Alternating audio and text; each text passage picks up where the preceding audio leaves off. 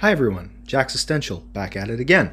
This time, we're going to start a series of videos about the characteristics or the personalities of prominent religious figures, beginning with, in my opinion, the big three in the Bible, Moses, John the Baptist, and Jesus.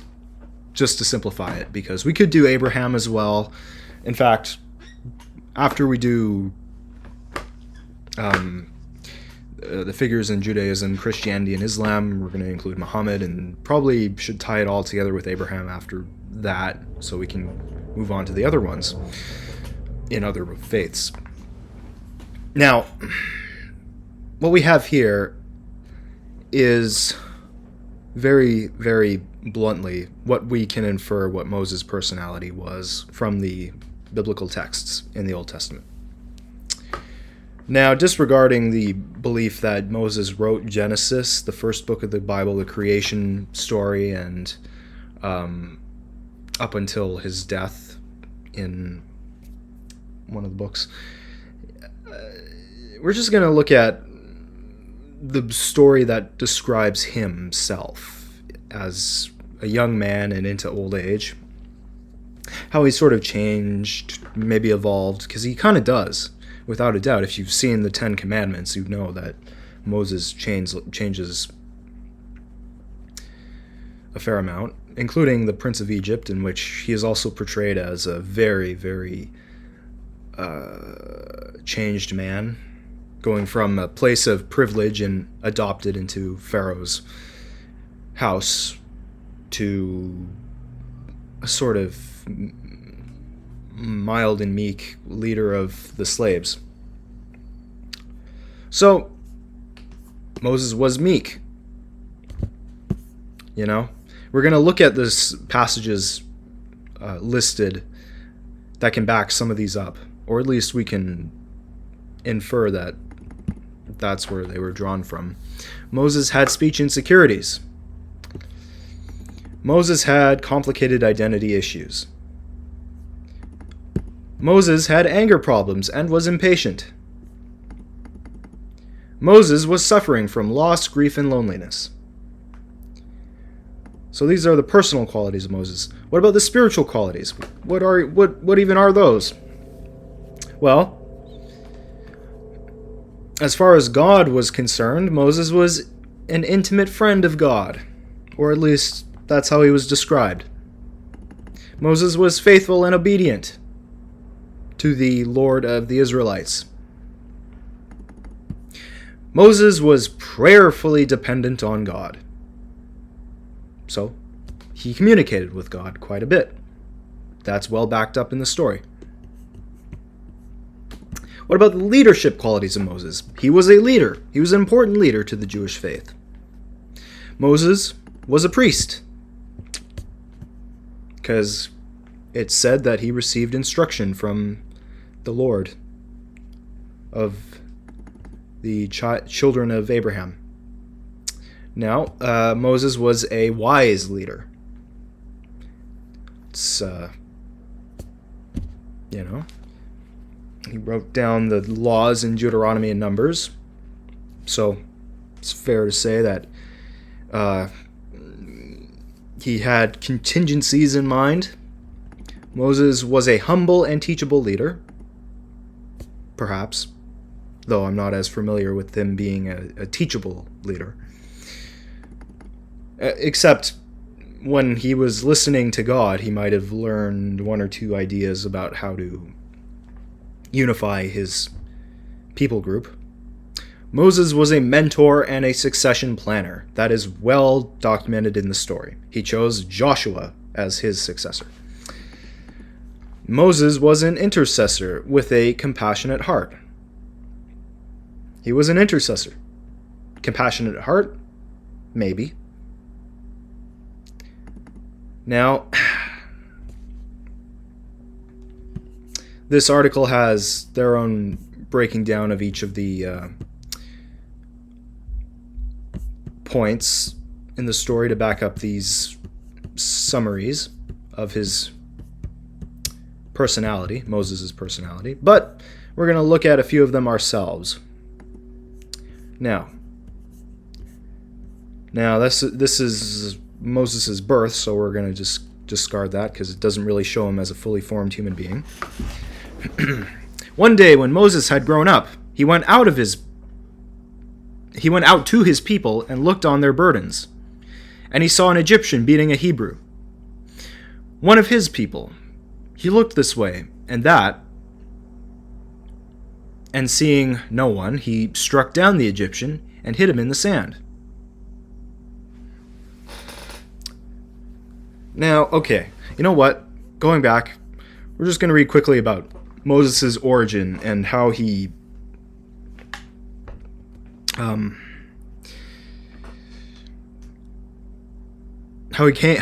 ended up in a place of privilege and later chose to abandon that. Now, from a man of the house of Levi, took his wife, a Levite woman. The woman conceived and bore a son. And when she saw that he was a fine child, she hid him for 3 months. And when she could hide him no longer, she took him in a basket made of bulrushes and daubed it in bitumen and pitch. And she put the child in it and placed it among the reeds by the riverbank. And his sister stood at the distance to know what would be done with him. Now, that child was Moses. He was picked up by Pharaoh's, I believe, wife, or one of the members in the Egyptian royal family. Now Moses was keeping the flock of his father-in-law Jethro, a priest of Midian. And he led his flock to the west side of the wilderness and came to Horeb, the mountain of God. By the angel, the Lord appeared to him in a flame of fire out of the mist in a bush. Yeah, okay, so that's the burning bush. Now, just to be clear, Moses leaves his place of privilege because he learns that he is a Israelite by birth, and he's appalled at how the Israelites are being treated, his people. Now, we don't quite know if Moses was born an Israelite or if he was born into the Egyptian family, historically speaking. It's only written in the story that he was adopted by the Pharaoh, the Pharaoh family, because this was written from the point of view of the Jews, the ancient Jews, very ancient Jews. So they needed to know that their leader was a man of principle and abided by his supposed birthright. So Moses, okay, so God's call came to Moses as he was tending his sheep, illustrating that God meets us where we are. Okay, all right. So yes, this was a turning point in Moses' life. He was married. He was looking after his father-in-law's affairs. So he was a responsible young man. That much we know. Although he did commit murder, so that could also be what we know. Come, I will send you to Pharaoh, that you may bring my people, the children of Israel, out of Egypt.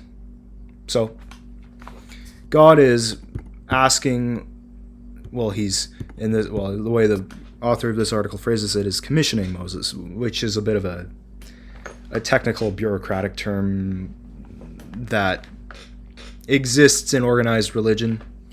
But for our purposes, we'll just say that Moses is inspired by God and a supposed proposition to lead his chosen people. Now, this shows that, this mostly shows us God's personality, but even though we might feel inadequate, the Lord prepares us for the tasks we might think of. Beyond our abilities, and beyond Moses' abilities, he took up a kind of impossible task of taking all these slaves out of Egypt. Now, historically speaking, we don't know if this is going to happen. We don't know if this happened. We only know it based on the biblical narrative. And you know what? Maybe it's true. Maybe there was a massive exodus of slaves out of Egypt and taken to the land of Abraham and the land promised to Abraham, Isaac, and Jacob. But considering that the rest of the story is sort of abridged over the fact that they were wandering in the desert for 40 years,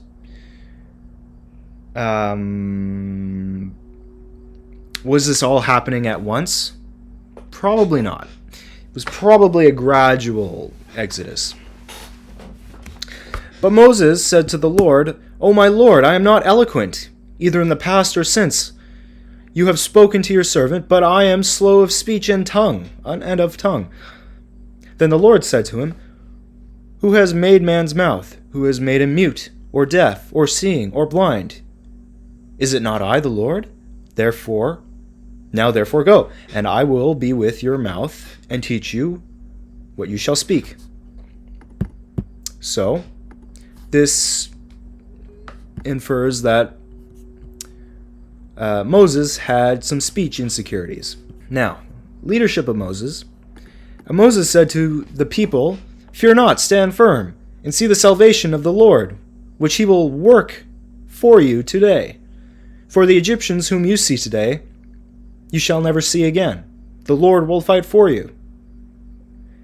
And you have only to be silent." So, Moses is confident in the side he's chosen, and it gives us a sense that he is taking a risk, but he is almost as though he's taking a calculated risk in protecting this very lowly class of people. Okay. Now in Exodus 18, 19 to 21, it says, "Now obey my voice. I will give you advice, and God be with you. You shall represent the people before God, and bring their cases to God. You shall warn them about the statutes and the laws, and make them know the way in which they must walk, and what they must do." So, Moses learns from Jethro, his father-in-law, that the value of delegating responsibilities. This teaches us that we should not hesitate to seek help and wisdom from others when leading. There you go. So Moses was a learned leader. He did seek out advice. I guess we could at least infer from that. Whether that's historically true or not is more or less irrelevant, because it at least paints some sort of picture of leading by example and leading by means of wisdom and knowledge. Now, in the next book, Numbers, chapter 12, verse 3, "Now the man Moses was very meek, more than all the people who were on the face of the earth." Okay, now we're painting a different picture of Moses. Maybe it's just because in this part of the story he's an older man, and all of his people are not acting in the way he wanted to, or in the way God told him that they should act. This is almost a bit of a different picture from the supremely confident Moses. And maybe there's some truth in that. Maybe, in some very distant historical view, he was changed in his old age.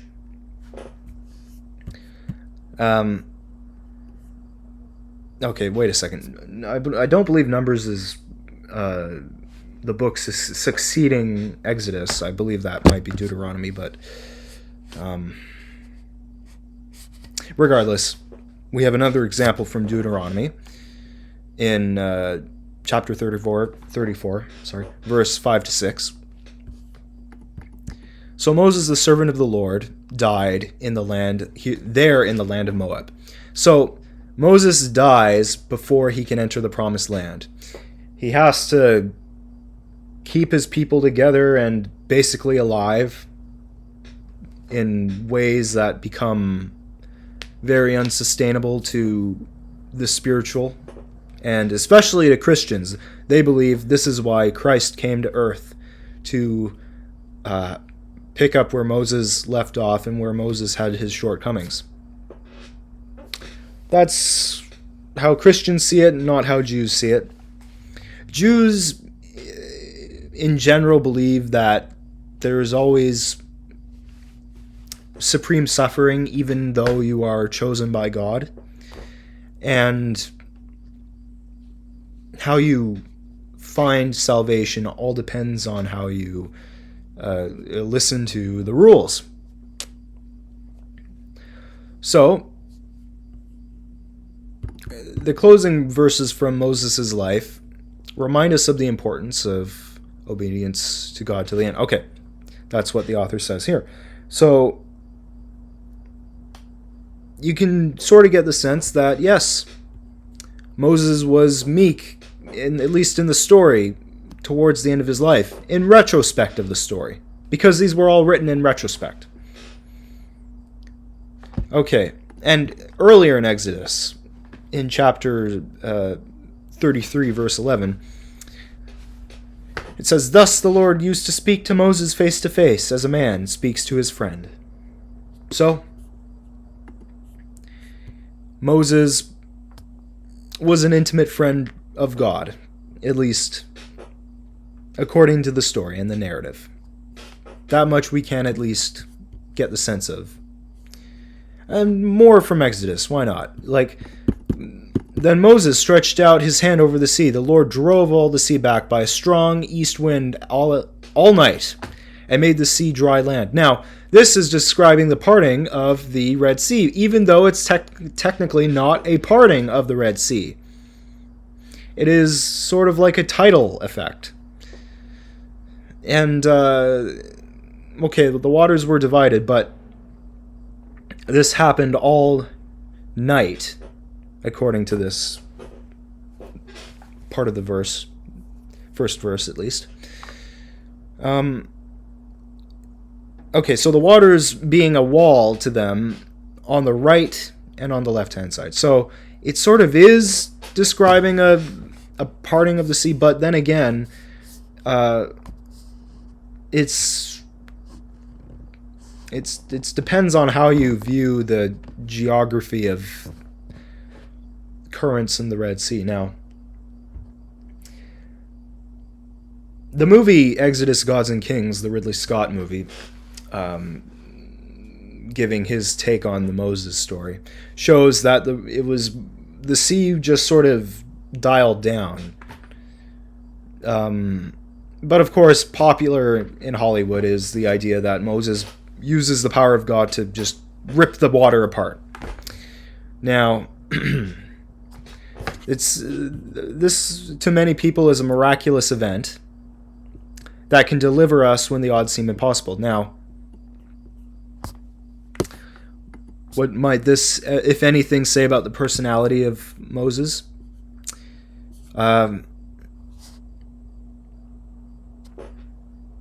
He might have been impatient to cross the sea. Maybe that's part of it. But he was probably definitely prayerfully dependent on God. And I think that's about all we can say for Moses, for the most part, at least in the parts of the story that matter, the most iconic parts in the story. Okay, and I think if there's one other thing we can say about Moses, he wasn't all sunshine and daisies. He got angry. He smashed the tablets and the commandments of God.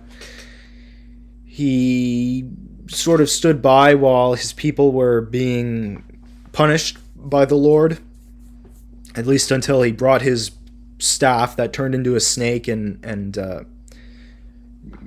I guess alleviated the pain of a lot of his people in some spiritual medicine. That's Moses. Gotta talk about Moses before you can talk about the other figures in the Bible, especially Jesus, because there are some parallels between Jesus and Moses, at least narratively speaking. That's all we can talk about for today. So take care, subscribe, see you in the next video where we talk about John the Baptist.